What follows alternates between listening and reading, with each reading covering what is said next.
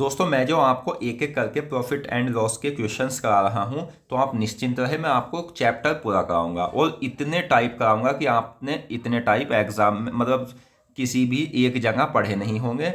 और दोस्तों आप पढ़ तो लेते हो, लेकिन जब एग्जाम में बैठते हो ना तो सोचते हो यार ये टाइप कहाँ से आ गया।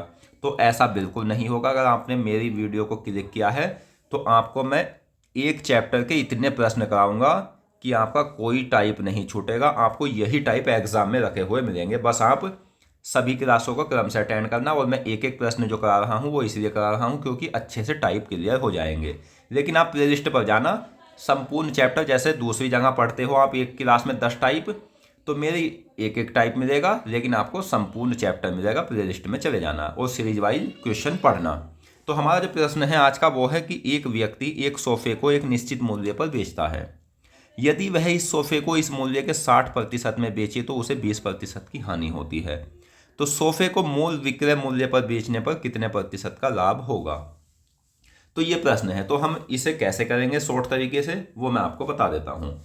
तो ये कह रहा है कि एक व्यक्ति एक सोफे को एक निश्चित मूल्य पर बेचता है। यदि वह इस सोफे को इस मूल्य के 60% में बेचे, यहाँ सुनना है आपने कि बेचे की बात हुई है, तो 60/100, यानी पहले तो हम बेच रहे थे उसमें 100 में, पहला एसपी यानी विक्रय मूल्य था हमारा 100, अब हमें बेचना है उसे 60 में, दूसरा विक्रय मूल्य हमारा 60 आ गया। तो अगर हम इसे 60 में बेचेंगे तो 20% की हानि होगी। और दोस्तों यहाँ पूछा है लाभ प्रतिशत, तो लाभ प्रतिशत निकालने के लिए हमें क्रय मूल्य का पता होना अति आवश्यक है। बिना क्रय मूल्य के हम लाभ नहीं निकाल सकते, ये आपको याद रखना है, क्योंकि लाभ प्रतिशत का फॉर्मूला होता है लाभ बटे क्रय मूल्य गुना 100। तो अब हमें क्या करना है कि 60 में बेची, 20% का नुकसान हो गया, तो कितने की वस्तु आई हुई थी। तो आप इसे डायरेक्ट ये भी कर सकते हो कि जैसे 12 मतलब 60 पे 10% का नुकसान होता तो 6 का नुकसान होता, तो ये 20% का हुआ है, तो ये हुआ है 12 का नुकसान। ठीक है दोस्तों, तो 12 का नुकसान हुआ है, तो वो हमारी वस्तु कितने की आई होगी ये आपको पता लग गया होगा। लेकिन अगर आप ऐसे नहीं निकालना चाहते, आप साधारण तरीके से निकालना चाहते हैं, तो आप ऐसे करना कि 60 गुना 100/80, ये हमारा जो होता है ना वो क्रय मूल्य का सूत्र है कि विक्रय गुना 100/प्रतिशत। तो 20×100 20×80, तो ये हमारा कट जाएगा 15 बार, तो 15×5 = 75।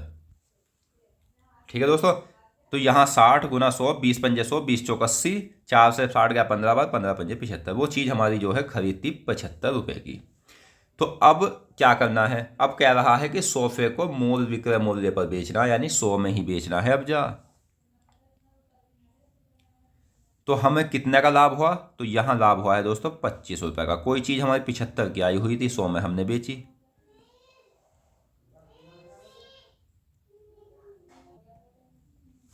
तो दोस्तों 25 का तो हमें लाभ हुआ, और ये लाभ कितने पर हुआ है, तो 75 रुपये पर हुआ है, गुना 100। तो 25 दिया 75, 100/3, तो 100/3 का मान होता है 33.33%। तो इस तरह से आप इस प्रश्न को कर सकते हो। तो अगर आपको ये प्रश्न अच्छा लगा हो या प्रश्न करने का तरीका अच्छा लगा हो तो आप कमेंट बॉक्स में बताएं। तो मिलते हैं नेक्स्ट वीडियो में। धन्यवाद।